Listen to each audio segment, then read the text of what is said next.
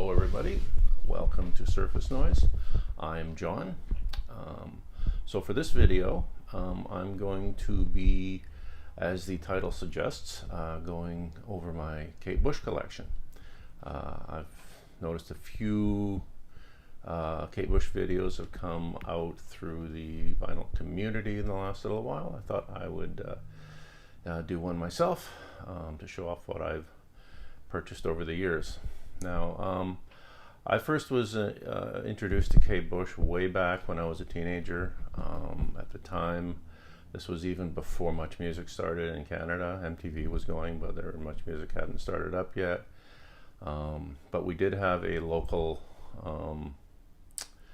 public access channel, Shaw Cable, that had a show on Fridays, and it was called Soundproof. And they played a lot of the stuff that you wouldn't hear on the radio, that you wouldn't see elsewhere. So they played Kate Bush videos. They played like the Frankie Goes to Hollywood videos that were uncensored versions from way back that couldn't be shown anywhere else. The Duran Duran ones that you couldn't show anywhere else. And a lot of odd stuff that was very under the radar from Europe and stuff. So it was interesting. It was nothing mainstream at all there. So that was my first exposure to Kate Bush. I believe the first video I remember seeing was There Goes a Tenor, which was a pretty fascinating video. She tended to make a lot of videos, and there were some of her live performances, I think, too, that got onto the channel.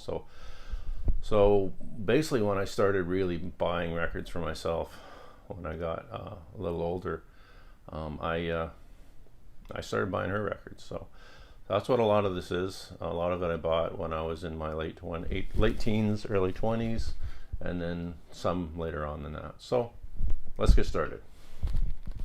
So the first one I'm going to show off here is my copy of The Kick Inside. Now I know this one, there seems to be, I think, at least 3 different covers that I've seen for this. This is this one here. I believe this is a Canadian pressing. It's on Harvest. Yeah, this is Canadian. So I think there was a second press of it that looked different, and I think the original might even look different than this one. But anyway, this is the one I have. So yeah, this is Harvest. I think this is the same label that the Duran Duran records were coming out on, actually. But so that's that there. That's what that looks like. Right there. Still in pretty good condition considering how old it is. But yeah, I believe she did this when she was only like 18 or 19 years old. She got her demo tape produced by David Gilmour of Pink Floyd, and he helped with production on the record apparently as well, along with, I believe, someone from the Alan Parsons Project and a bunch of others. A lot of producers on this. But this album is like, it's like top to bottom hit songs, it seems. I think there was 5 singles off of this. Obviously, what is that song? Wuthering Heights. Wuthering Heights was the big one. James and the Cold Gun, also a hit off this one. The Man with the Child in His Eyes was also another one. Yeah, I'm pretty sure that Them Heavy People, that's another one. Yeah, the whole thing is a stunning record, an amazing debut, really. And I've listened to this more times than I can count, to be honest, over the years. So this was a great starting point for her. I like that little logo too on the back. You see that little kind of like bat, I guess it is. Looks like a bat. So it's like a Japanese type thing. Yeah, if you look closer. That's pretty cool.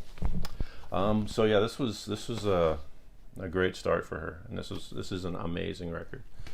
So that's first one. Right after that was Lionheart, which I believe came out the next year, I recall, and that's this one here. Got Lionheart there. I'll give you a close look at that one. And the back cover, you get a big, nice close look at her face. Pretty cool. This one's a gatefold, so with all the lyrics on the inside, so you can see that there. Get my face out of the way and you can look at that. So that's pretty cool. And this one had, if I recall, the singles Wow and Hammer Horror, I think, were the two big songs off this, if I recall. I believe I've seen videos for both of those as well. But it's another great record. I don't know if it's as good as the first, but it's pretty close.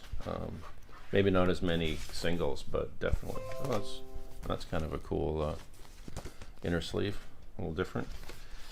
And then this is a different. This would be a. This is actually a. Sorry, this is actually a UK pressing, so that's kind of cool. I just realized that now. I haven't looked at this for a while, probably. So yeah, EMI, UK pressing, and that's pretty cool. I'm actually surprised by that, but yep. So this was album 2, and this was also very, very good. Put that there. So for some reason, I thought I had Never Forever, which was her third one, but I don't seem to. So something must have happened there. I don't know. I may have lost it over the years or something. So we'll move on from that to The Dreaming, which is this one right here. Pretty cool. And then the back, and you can even see the quote there. It says, "With a kiss I pass the key," which is exactly what she's doing on the front cover of this record. So pretty cool. So this is where There Goes a Tenor came from. This is the album that has There Goes a Tenor, which was the first thing I ever saw of hers. This is, to me, similar to her first album in the sense that I think everything is good. It's maybe a little more out there. She maybe like experimented a little more, got a little more creative. Then she was already pretty damn creative, but this seemed to go to the next level. Maybe after putting out 3 records, she had some more grand ideas. But this one's pretty. Just some of the sounds and some of the ideas she had in here are pretty different. There Goes a Tenor, Sat in Your Lap, those are bigger songs. The Dreaming is a great song.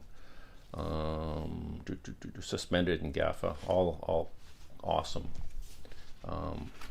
Yeah, I mean, in the first 4 albums, she must have had 10 or 12 hit singles. Maybe they weren't hit, but she definitely had singles.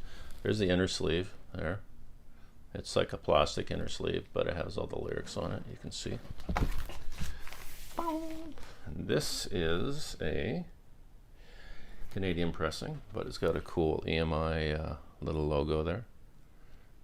Okay, still EMI, just it's EMI America, which is strange since it's Canadian pressing, but I guess they must have taken care of all of the distribution for North America. Now, I'm actually going to show something I think that I accidentally skipped here. Go back to this, because I believe after she did her first 2 records, she did one of the only tours she did, at least early on. She did end up doing a series of shows, I think in the late 2010s or something. She did a series of shows in London, but this is a EP, Kate Bush on Stage, that came out after her first 2 records, I believe. And this is kind of like a gatefold too. It's kind of neat. I can get this thing open. Come on. Okay. Yeah, and then you see those shots there. You can see some of the stage shots from her production. It looks like it was probably a pretty amazing show. She's always been very theatrical, so you can kind of see. And this is a that's the record there. You can get a closer look at that there. And then side 2.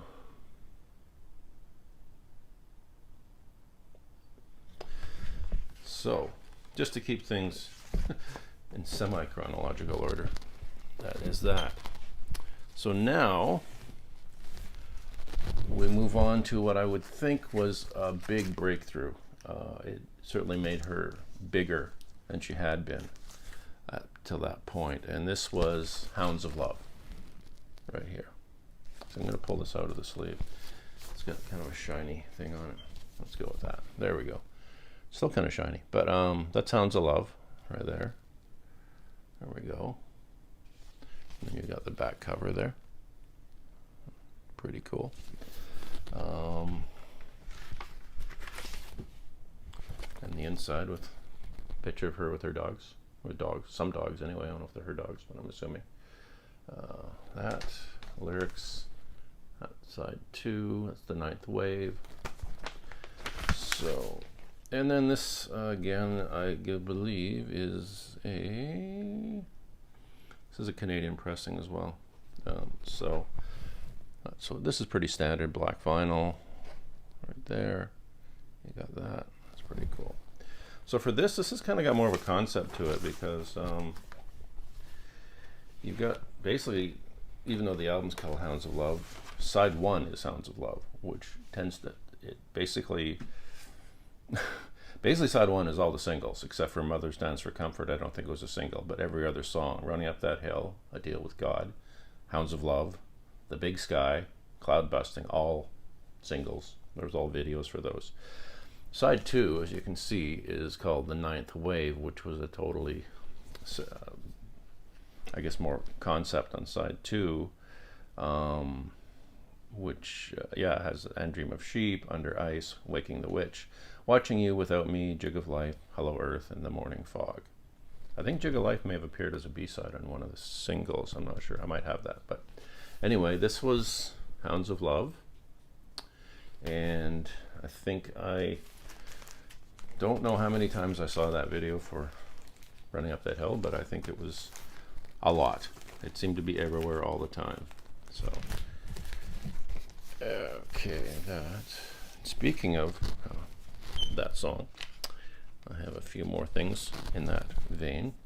Got my very treasured 7-inch single of Hounds of Love. This too is a gatefold. It's beautiful on the inside. That's like awesome. So good. Absolutely stunning to me. And then you've got the back cover. It also features as a B-side my favorite Kate Bush song of all time, Under the Ivy. And I've managed to keep this in pretty decent shape, although I have played it a lot, to be honest. But yeah, this is a UK press as well. Right there, you can see that. That's the Under the Ivy part. Whoa. Actually, a few years ago, Tracy Thorn did a very, very good cover of Under the Ivy. It's worth checking out. It was pretty awesome. Oh, okay. Okay, I got another one here. I've also got this, a 12-inch version of Running Up That Hill. This is a promo. You can see somewhere stamped. Is it? It's somewhere here. It says it's a promo. I'm sure it is. Yeah, on the very, I don't know if you can see that or not, but it says promotional copy anyway. So this one is, this was a US. This is extended version too. So basically this just has the extended version on one side, the regular version on the other side. But it's a promo, so it's kind of cool. I like it. What's that? Now, figure out which one comes next, I think. So this here now, that's where it is. Okay, so this is the Hounds of Love 12-inch single. So this is the alternative Hounds of Love mixed by Del Palmer. You can see that on the back there, right there. It also features the Jig of Life, which is from the second side of Hounds of Love, the 9th wave. And then Handsome Cowboy Boy, which is actually kind of a cool tune too. It's kind of a neat little ditty, little short track. As well, the last Hounds of Love related piece I have, this picture disc I have here, which I'll take out of that actually. It's kind of, try to take, if you look at that, like that. Try to hold this without wrecking it. Okay, like that. You can see a nice picture, and this is, the Big Sky. And the B-side to that, this is a special single mix of the Big Sky as well. And the B-side on that one is Not This Time, which I think was a pretty good tune as well. This is kind of neat. I kind of like that. It's not something I would play a lot. Because pictures just don't always sound that great. I think it sounds all right, but I'm not sure. Now, after that, she did a singles album, basically. A collection of all her hits and one new song. And that was called The Whole Story. And that's this here. Right there. And in the back, which is actually a picture from the cloud busting video there. And when you go on the inside, actually this is really cool. I don't know if you can see that well, but I don't know if you can see all of that. But on the bottom it has all the actual 45 covers, and then it has some other pictures and a list of all the songs. So maybe back it up a bit. I don't know if you can see that better there, like that. Pretty neat. And this is also a UK press. So this is that there, like that. It's got the picture and everything. So that's pretty cool. I think at the time, between the Hounds of Love and this, I was really trying to get everything that was coming out by her. So this was, and as many English pressings as I could. So in addition to that, the single she released from The Whole Story was Experiment 4, which is this here. And this one is also a UK press, because I was probably buying them all UK at the time. So basically you've got Experiment 4 on one side, and the B-side was Wuthering Heights, but with a new vocal, which I think features on The Whole Story as well. If I can check. Yeah. So yeah, it's the first track on Wuthering Heights or on the Whole Story was Wuthering Heights with the new vocal. So that was also on the B-side. So after that, I didn't actually buy much Kate Bush for a long time. I do have the Central World CD somewhere. I don't have the vinyl, but it's only this year that I finally start to fill the gaps and buy some of her later work that came after that. So this year I picked up this one, 50 Words for Snow, which is kind of neat because it sounds a lot different to me, but it shows I mean, I think just the way she's writing her art in at a later stage in life, I think that's why it's a lot different. This comes with a nice booklet too. Yeah, I mean, that's basically the lyrics, right? So it's pretty cool. A lot of imagery and stuff in there. Like that. There we go. So this is for me, I would say that I don't know if the songs stand out as much, but as a full piece, it really stands out to me. It's something, it's like a full composition almost when I listen to it. I wouldn't say that one or two songs stand out as much as the whole thing stands out as a good complete piece of art. You wouldn't be able to chop it up at all. I think that would be like, you want to always listen to that, I think, in its entirety. And it's, that seems to be the best, I think, for that. When I've listened to it, it all flows together very, very nicely. So that's everything I have, Kate Bush wise. Still hoping to pick up more and fill out the collection in time, but so thanks for watching. If you have any comments, you can leave them in the comments below. and any thoughts you have on Kate Bush, or what favorite records you have of hers, or anything you thought about what I showed in this video today. I'd like to say hello to new subscribers as well. Thank you for the support, and all the subscribers. Thank you for watching, and I hope everyone has a wonderful day.